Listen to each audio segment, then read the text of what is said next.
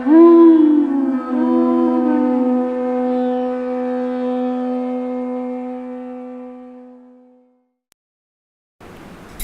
Namo Bhagavate Vasudevaya.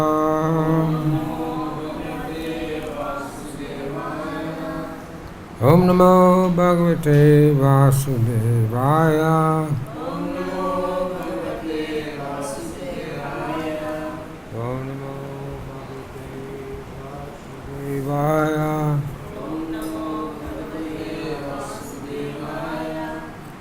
Read from Bhagavad-Gita as it is, chapter 15, text number 15, page 646. Is it too loud or what? Is it okay? Too much bass? Savasachaham vidisani visto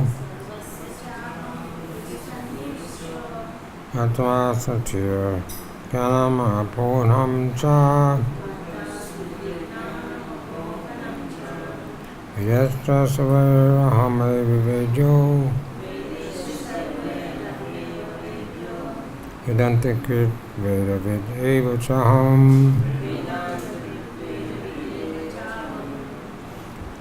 Sarvasya of all living beings Sha and Aham, I, Vidi, in the heart, Sanivista, situated, Mata, for me, Smriti, remembrance, Jnanam, knowledge, Aboham, forgetfulness, Cha, and Veda, Vedas, Cha, also, Savai, all, Aham, I am, Aiva, certainly, Veda, noble, Vedanta Krit, compiler of Vedanta, Vedavid, the knower of the Vedas, Eva, certainly, Cha, and, Aham, I.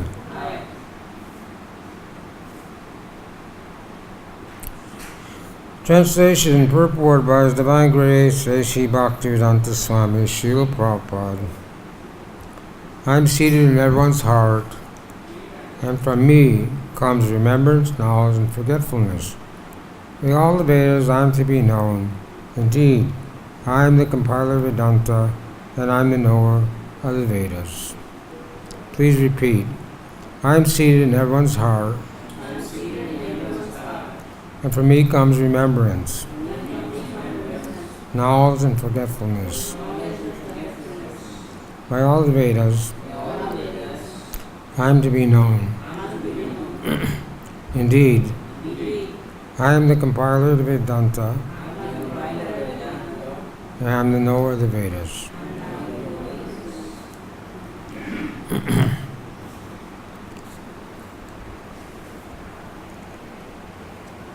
Namo Vishnuvidaya Krishna Prasthaya Bhutale Srimata Bhakti-Vedanta Swami Namani Namaste Saraswati Devi Govanam Chana Namaste Shunyavani ISKCON Shri Krishna Chaitanya Nityananda Shri Advaita Gadadhara Srivasa Gaura Bhakti Hare Krishna Krishna Krishna Hare Hare Hare Rama Rama Rama Hare Hare.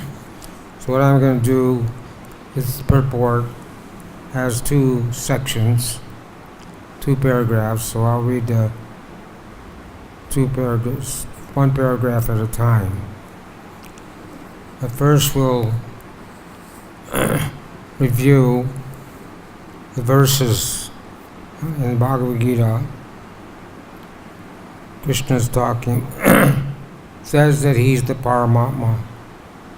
For one who has conquered the mind, the super soul is already reached where he has attained tranquility. To such a man, happiness, distress, heat, cold, honor, and dishonor are all the same. So that's the Paramama.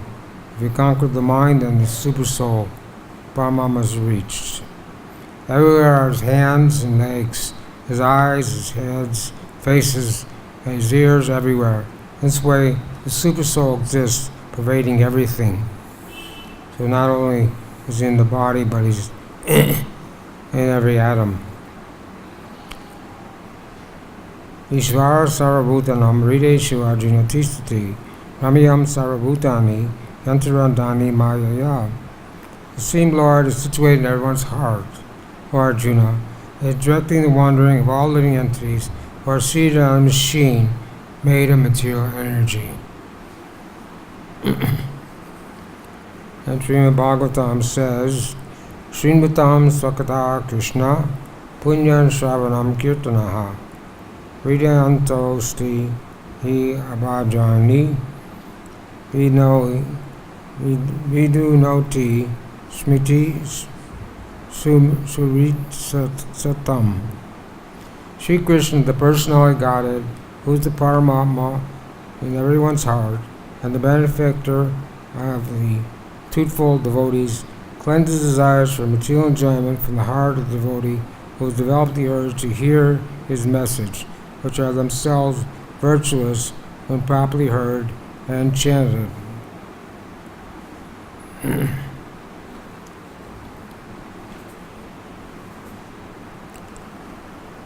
So I'll read this purport.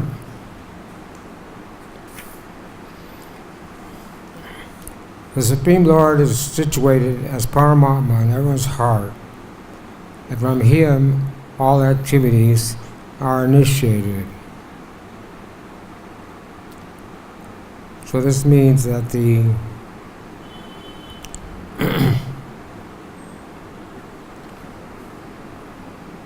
the living entity, the jiva, when the jiva comes in the material world, he's given a material body made of earth, water, fire, air, and ether, and he's given a subtle body made of mind, intelligence, and false ego.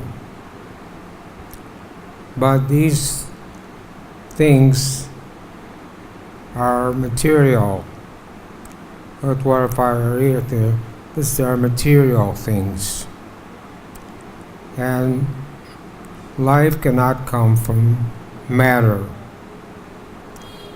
So if I buy a beautiful car and I sit in the back seat, expect the car to take me somewhere, it won't move.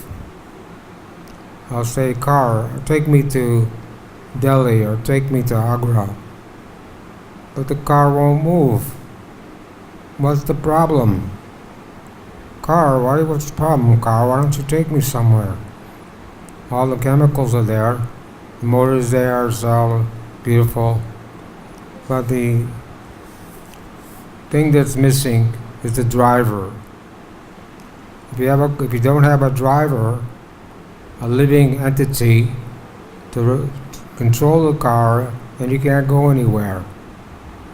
So we get a gross body, but the body cannot exist without the presence of the soul, cannot exist without the spiritual energy there.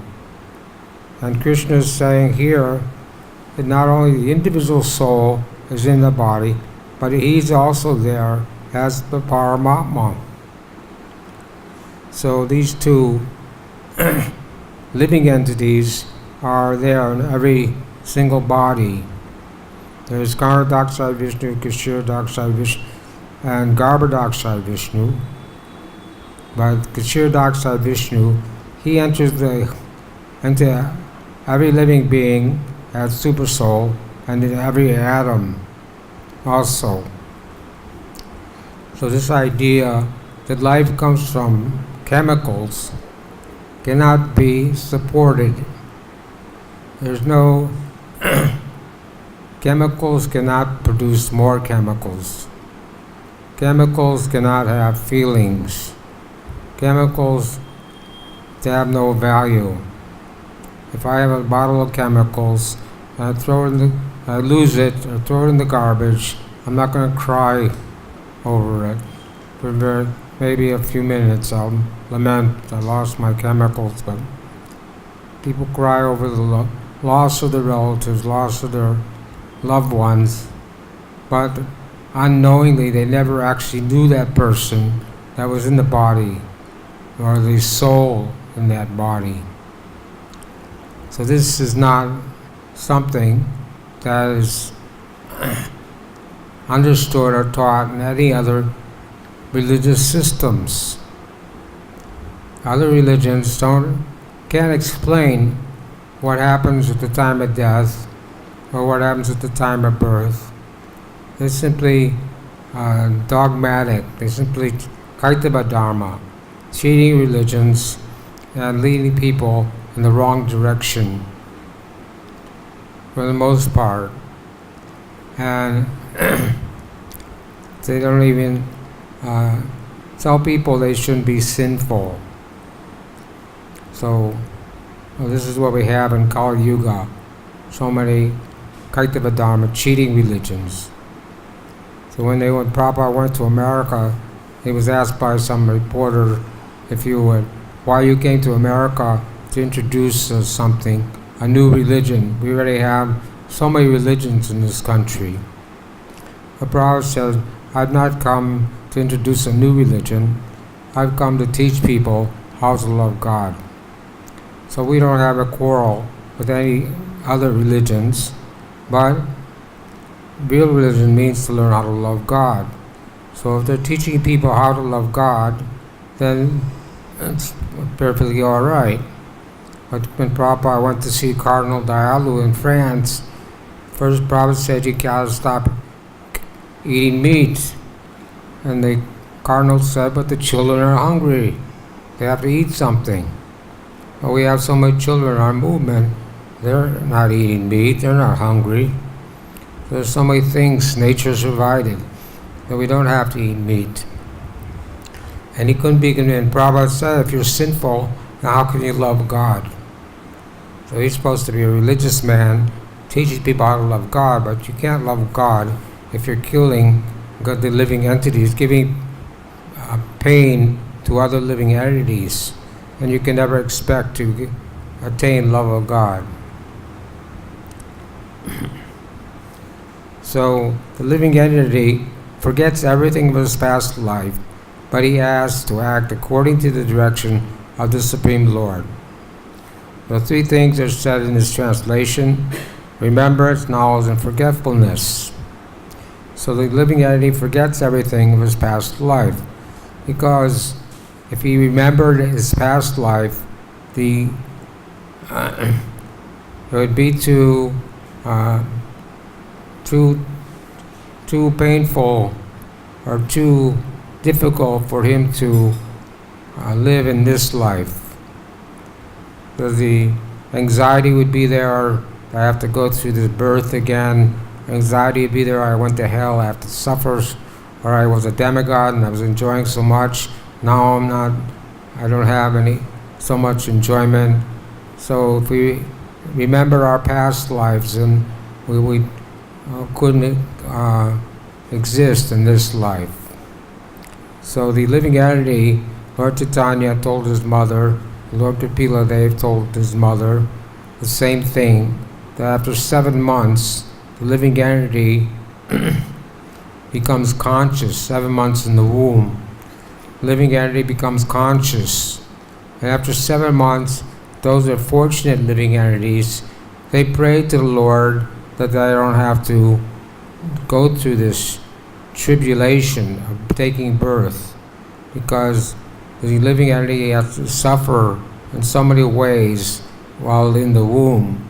And if a grown-up person was in the same condition, they couldn't last for more than 3 minutes, being backed up in the womb and being bitten by different worms and insects, and so much foul smell and bad, everything is so obnoxious. So the living entity prays at that time, but unfortunately, when he comes out of the womb as a baby, he doesn't remember that he prayed in the womb. So his life continues. So therefore, he begins his work according to his past deeds.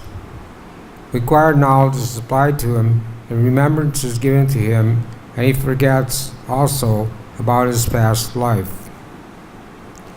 Krishna says, Te sam satata yuktanam bhajadam priti purvakam, that those who worship me with love and devotion, I give them the knowledge, I give the intelligence to come to me.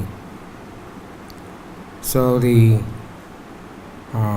according to one's consciousness, one is supplied with knowledge from his very birth. We see the Dhruva Maharaj, Prahlad Maharaj, Narada Muni, they were only 5 years old, but they were fully realized souls.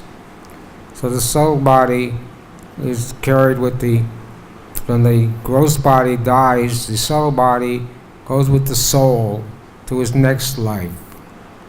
So that it was possible for Prahlad Maharaj to hear instructions from Narada Muni even when he was in the womb, in his subtle body. And for Dhruva Maharaj, he also, at 5 years old, he became completely a self-realized soul. And Narada Muni also, at 5 years old, served the great Mahatmas and went to the forest at 5 years old after his mother was bitten by a snake and died, and got the darshan of the Supreme Lord. So in this way, the Lord supplies knowledge to the living entity. Of course, there's mundane knowledge and there's spiritual knowledge. And it's seen that some children have special talents in their childhood that other children don't have. And some may be an expert magician, or some children, 12-year-old children, can give Bhagavad Saptaha, can give discourse on Srimad Bhagavatam. So it's due to their past life Sukriti. They were given this body. Of course, it works the other way around too.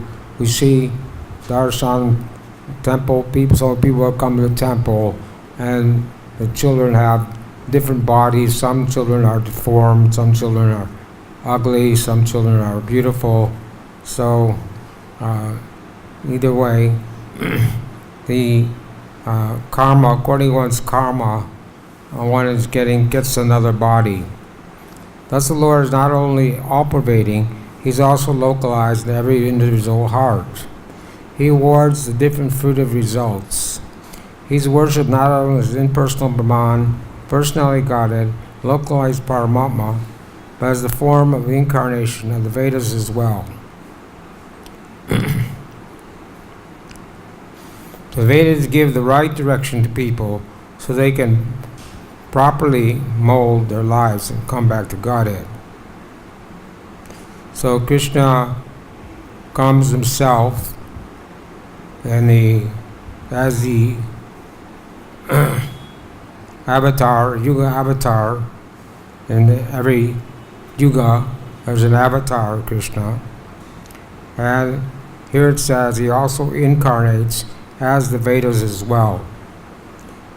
So Veda means end of knowledge.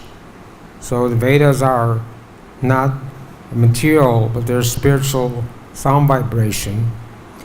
And but Krishna says, Bhakti-yoga bhajananti, I can only be understood by devotional service. So some scholars may study the Vedas, but they can't understand anything about Krishna or Krishna consciousness, because they haven't got the qualification or Sukriti from their past life or this life. They're not pious enough to actually get the understanding of what the Vedas mean.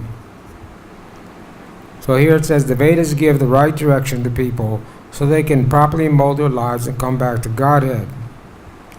The Vedas offer knowledge of the Supreme Personality of God, Krishna, and Krishna is the incarnation of Vyasadeva, is the compiler of Vedanta Sutra. The commentation on the Vedanta Sutra by Vyasadeva in Srimad Bhagavatam gives the real understanding of Vedanta Sutra. So the Vedas were incarnated, incarnations of the Lord, and Vyasadeva is the literary incarnation of the Lord. And when Vyasadeva compiled all the Vedas, he was not satisfied. But so he consulted with his spiritual master Narada Muni and said, I've compiled all the Vedas now, I'm despondent. What is the cause for this, my feeling unsatisfied? And Narada Muni said, because you've compiled all the Vedas and wrote so many works, but you have not properly described pure devotional service. Anyabi la sita sunyam, yana karma navitam, anukalena krishnano, bhakti uttamam. So for pure devotional service, free from gyan, free from karma, that's pure devotional service. So Vyasadeva then understood that he should write a commentary on the Vedanta Sutra, which is Srimad Bhagavatam, which is the spotless Purana. There are many Puranas, and they compile 400,000 verses. But Srimad Bhagavatam, although it's only 18,000 verses, it is considered the topmost of all the Puranas.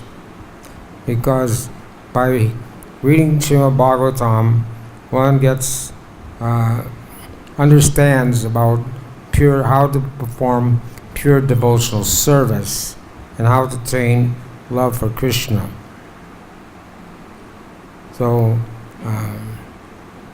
Vyasadeva came at the beginning of Kali Yuga, compiled the Srimad Bhagavatam, because before that, in different ages, Satya Yuga, Treta Yuga, Dwapara Yuga, people were Shrutidhar, which means they could hear instruction one time, remember everything. When Sukadeva Goswami spoke to Maharaj Parikshit, the last 7 days of his life, Sutta Goswami was there. And he didn't have a laptop computer, he didn't have a notebook, take notes or anything, but he was able to remember the whole Bhagavatam and recite it again from memory. So in past ages people were qualified to remember, but in this age, in Kali Yuga, people have bad qualities. One of them, they have a short memory. And we can't even remember what we did this morning, what we did yesterday, or even what we did a couple hours ago. So it was necessary for Srila Vyasadeva to compile the Vedas and compile the Srimad Bhagavatam for the people in the age of Kali Yuga. It said the Srimad Bhagavatam is like the sun, and it will bring about a revolution in the lives of the misdirected civilization, misguided, childish, misdirected civilization which we're living in today, where everybody thinks that to make money, to have material things, then we'll be happy, and that there's no life after death. So you can not responsible for anything you do. You can do anything you want to do within the law, within the confines of the state laws, and not have to suffer any reaction. But people don't know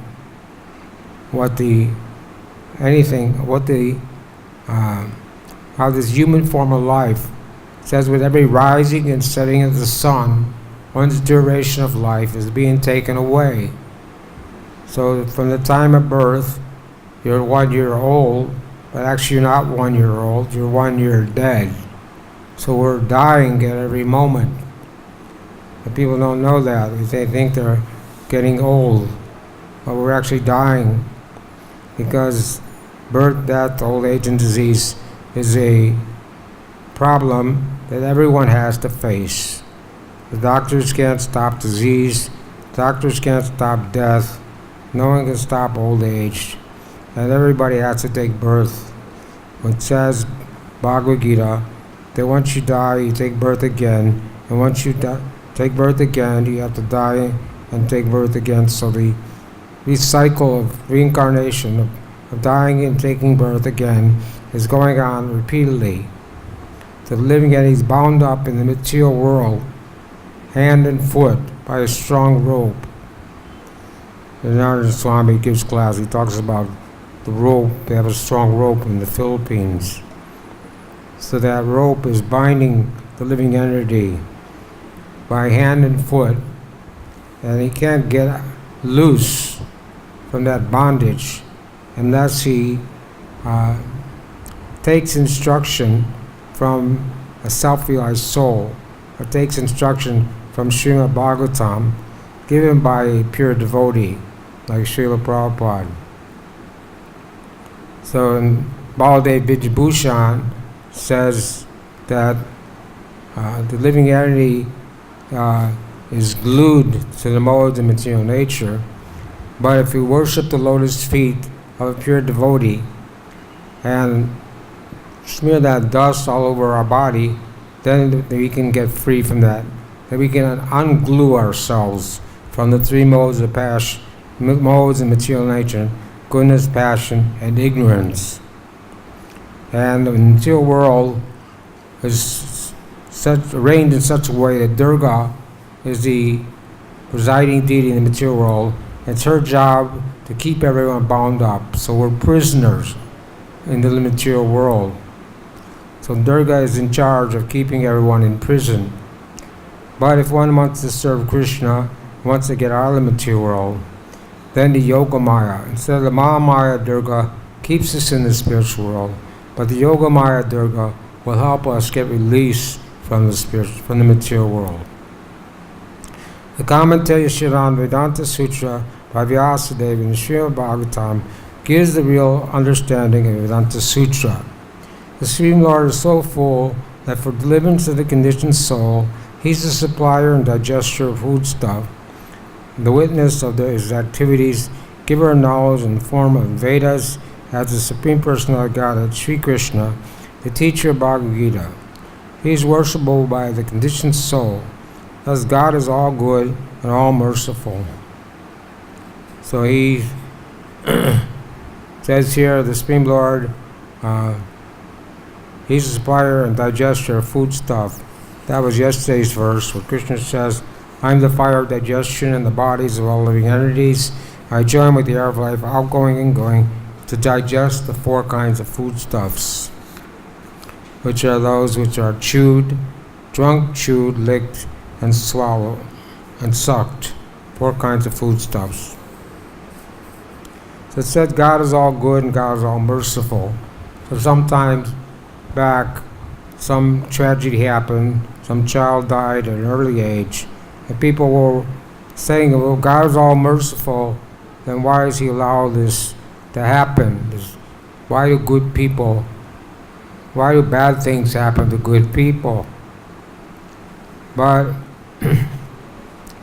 Krishna is the overseer and permitter, and a group of religious leaders got together to try to understand, if God is all merciful, why does He allow this to happen? So one rabbi, the Jewish faith, said, well, it's not in God's hands. God can't do anything about it. But we know God is all good and God is all merciful. Soham Sarvabhuteshu. God is not partial in any respect. He's all good, transcendently all merciful. So it's not that it may seem that someone is a bad things happen to good people, but that person may or may not have been a good person in this past life. And so, as you sow, so you reap. So the good, bad, if you do something in this life, you're going to get a reaction in your next life. So if someone commits murder in this life, if he's not killed for his murder, if he's not punished by meeting the death sentence, then he'll have to be killed in his next life. And when Narada Muni was on the path, went off the common path, but was walking in the forest, he started to see animals that were half killed. And he came upon 4 or 5 different kind of animals that were half killed, twitching in pain. So then he met the Magarari, the hunter, and he said, Magarari, the hunter offered to give Narada Muni some gift. I could give you some skin or something, whatever you want. Narada Muni said, no, I just want to ask you one thing, that you please, instead of half killing animals, that you kill them fully. It's not so bad that you're a hunter and you're killing animals, but it's worse that you're leaving them half dead. But the hunter said, my father taught me this business, and I get great pleasure from doing this. Then Narada Muni showed him the different animals that he half killed and how they would have to come back and half kill him in his next life. So the hunter became a little thoughtful, and Narada Muni then told the hunter to throw away his bow and arrow, and he became a great Vaishnava. So God is all good and God is all merciful, but He doesn't interfere with our individual karma. We still have to suffer for our good or bad activities. Suffer and enjoy for our good or bad activities. But for the devotee, he minimizes the suffering of the devotee. Anta pravishta shasta jana mam. The living entity forgets as soon as he quits his present body, but he begins his work again, initiated by the Supreme Lord. Although he forgets, the Lord gives him the intelligence to renew his work where he ended his last life. So not only does the living entity enjoy or suffer in this world according to the dictation of the Supreme Lord situated locally in the heart, but he receives the opportunity to understand the Vedas from him. So,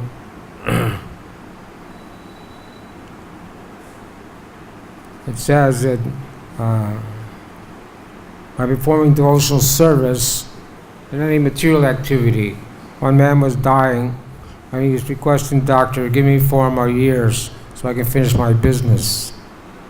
But that was not possible. But so in the material life, people can have made goals for themselves, try to accomplish so many things, but if it's time for them to leave their body, they gotta go, and they can't take anything with them. So, but for devotee it says that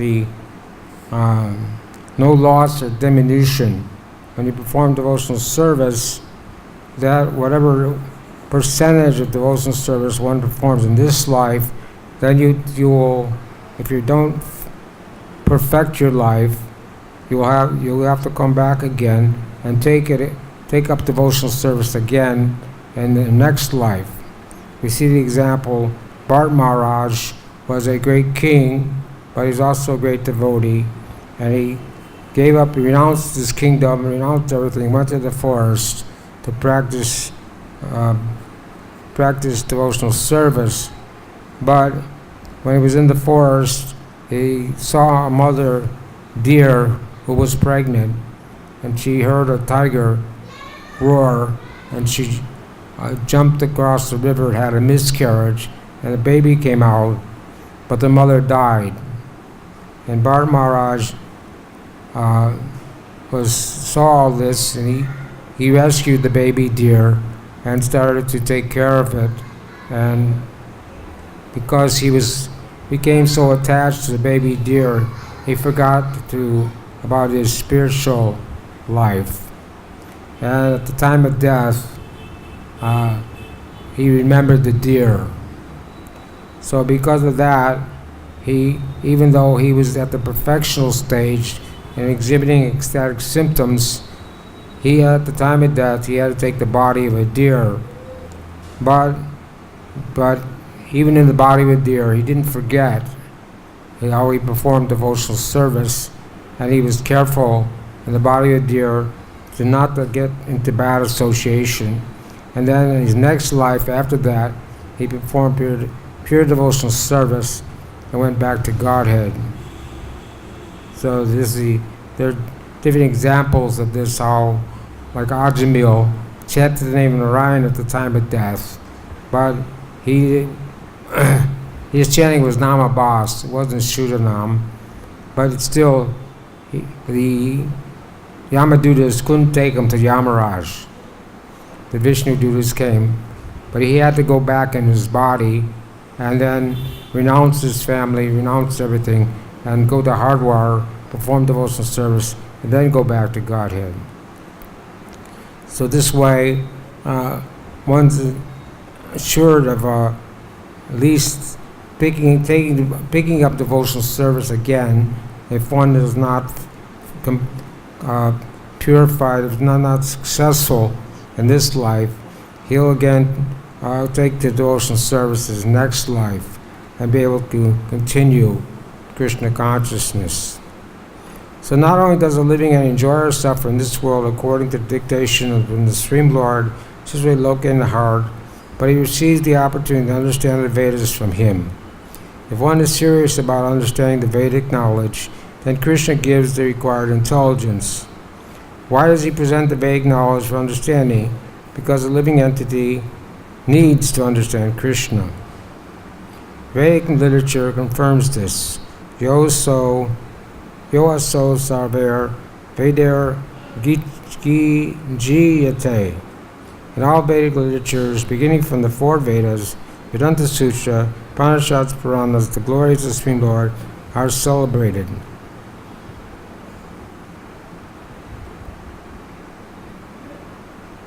So for devotee, in Krishna consciousness, Prabhupada said in one purport in the fourth canto of Srimad Bhagavatam, the devotee is worshiping the deity in the temple. He's already studied all the Vedas. It's like he's studying the Vedas 24 hours a day. So we don't have to study the Vedas. We already have done that in previous life. But we do study the important Srimad Bhagavatam, Bhagavad-Gita, Chaitanya Charitamrita. We do study the books that Prabhupada gave us, because these contain the essence of all the Vedas. By performance of Vedic rituals, discussion of Vedanta, Vedic philosophy, and worship of the Lord in devotional service, Krishna, it says, he is attained. Therefore, the purpose of the Vedas is to understand Krishna. The Vedas give us direction by which to understand Krishna and the process for realizing him. And the purpose of the Vedas is to understand Krishna, gives direction to understand Krishna and the process of realizing him. The ultimate goal is the Supreme Personality of Godhead. It's confirmed in the following words: Tatu samanvayat. One can attain perfection in 3 stages. By understanding Vedic literature, one can understand his relationship with the Supreme Personality of Godhead. By forming the different processes, one can approach him. At the end, one can attain the supreme goal, who is no other than the Supreme Personality of Godhead. In this verse, the purpose of the Vedas, the understanding of the Vedas, and the goal of Vedas are clearly defined. Vedanta Krit Vedavid Avichaham. Therefore, there's Sambandhan Gyan, Abhideya, and Parojana. And those who are living in Vrindavan, you know there are 7 main temples. But Madan Mohan was started by Sanatana Goswami, is the Sambandhan Gyan, or establishing our relationship with the Lord. And the Govindji temple is Abhideya, how to perform devotional service and follow in the footsteps of residents of Vrindavan. And the Gopinath temple represents Prajna, or complete perfection. So when one comes to Vrindavan, you should visit those temples. Of course, the deities, the original deities of Madan Mohan, Gopinath, Govindji, have been moved because 400 or 500 years ago, they were afraid the Muslims were going to come and break the deities, because the Muslims say that deity worship is the product of the devil, and that God is Nirakar, God is formless, God can't have a form. So that for the safety of the deity, they decided to move the deities.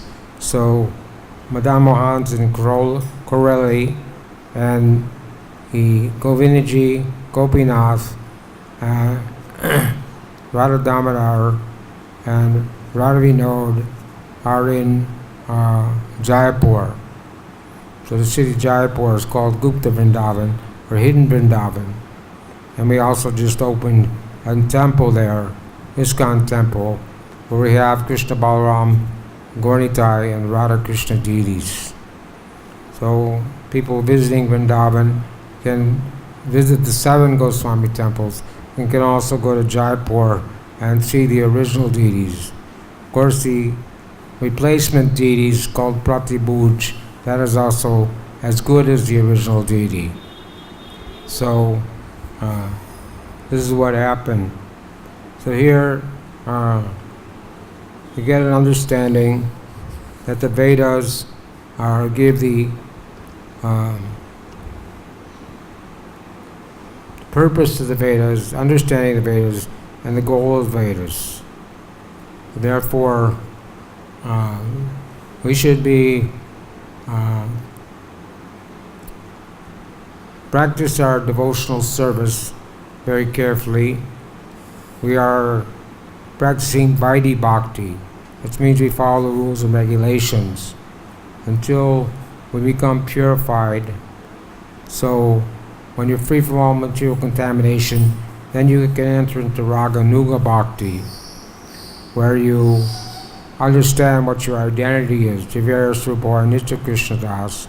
We all have a spiritual identity as the eternal servant of Krishna, and we have a rasa with Krishna in a certain way, either as a servant, as a friend, as a parent, or as a lover. So that identity is not known to us at the present moment. But when one is free from all material contamination, and one is able to chant the pure name, Hare Krishna, Krishna Krishna, Hare Hare, Hare Rama, Rama Rama, Hare Hare, then it will be revealed to you what your identity is. And then when you know your identity, then you can follow in the footsteps by hearing about the different residents of Vrindavan, like the cowherd boys or the gopis or Mother Yasoda. But we can never become Krishna's mother and father, or one of the. We can become a servant of these mother and father, servant of the cowherd boys, servant of the gopis. Gopi Bharta Kamala Das Das Anu Das. So Sri Chaitanya Mahaprabhu came 500 years ago to inaugurate the Sankirtan movement. Harinam, Harinam, Harinam, Evakevalo, Gluna Sevana, Sevana, Sevagatiranyata. So this is the process in this age for understanding Krishna, for becoming Krishna conscious. But Mahaprabhu also came as the combined form, Sri Krishna Chaitanya Radha Krishna. What's that? Radha Krishna.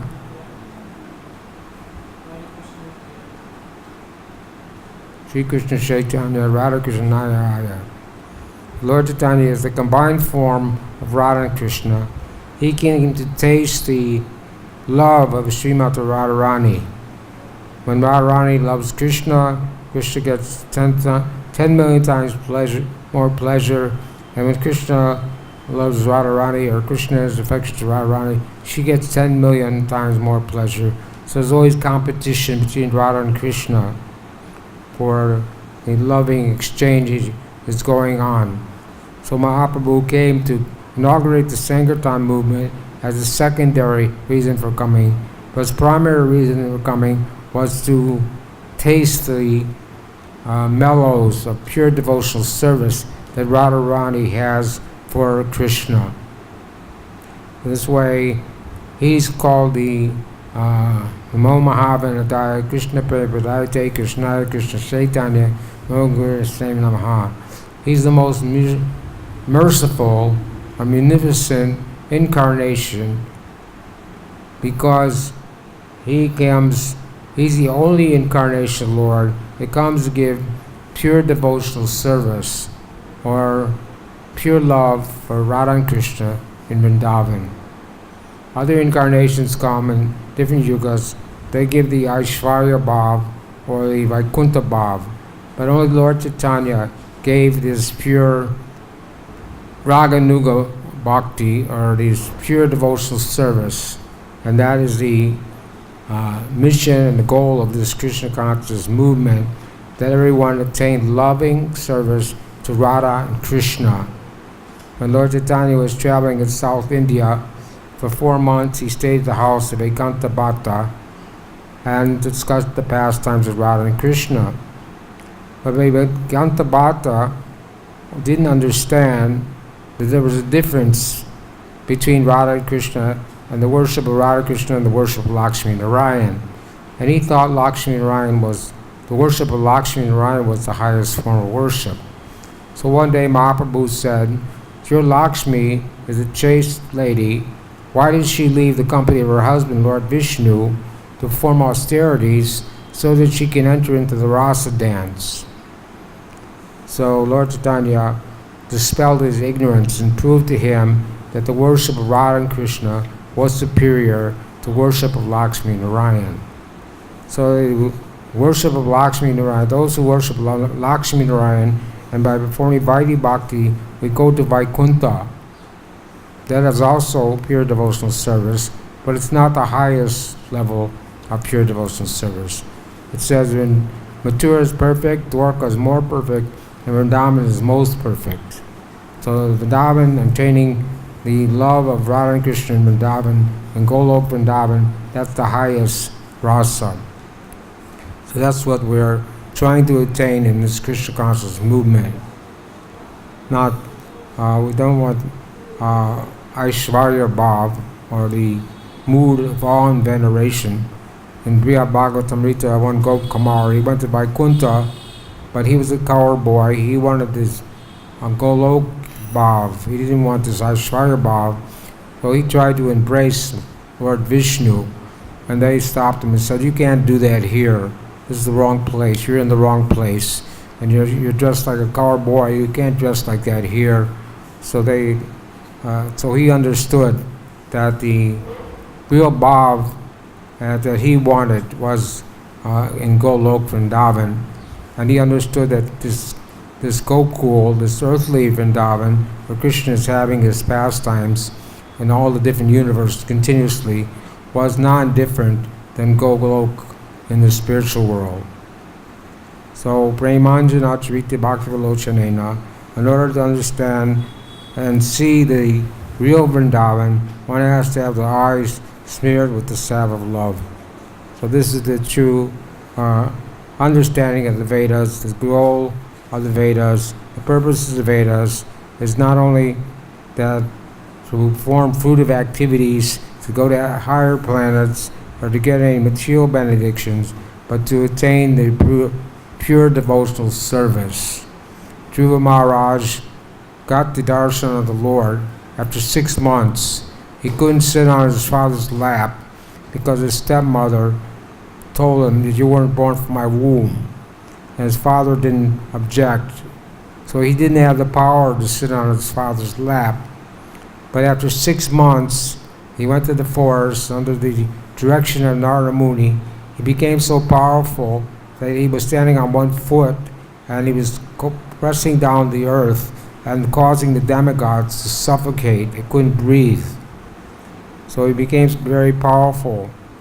But then after he got the darshan of the Lord, and the Lord asked him to ask for a benediction, he was very, he wasn't happy because he had worshipped the Lord for some material benefit. So he wanted to get revenge from his for his stepmother's insult, and he wanted a kingdom that was greater than his great-grandfather, Lord Brahma. So he understood that the Lord should be worshipped only for pure devotional service, not for any material benefit. But even though he ruled the world for 36,000 years, and he was Brahman realized, Paramatma realized, he realized Super Soul in every living entity, and he was such a great king. Everyone, he felt like Prahlad Maharaj was their father. And the same with Sanatana Goswami. When he left his body, the people in Vraj, all over Vraj, the men shave their head. That's a tradition. If someone in the family leaves the body, the male members of the body shave their head. So they all the residents of Vraj shaved their heads when Sanatana Goswami left his body, because he was so kind and gentle to all the people in Vrindavan that they considered him his father. So in the same way, people consider Dhruva Maharaj their father. And he attained, after 36,000 years in Satyuga, he ruled the world. Then he went back to Godhead and attained the pole star. He became the ruler of the pole star, which is never annihilated. It's the eternal planet where Lord Vishnu resides in Svetadvip. The ocean of milk is there. So we'll stop there. Anybody have any comments or questions?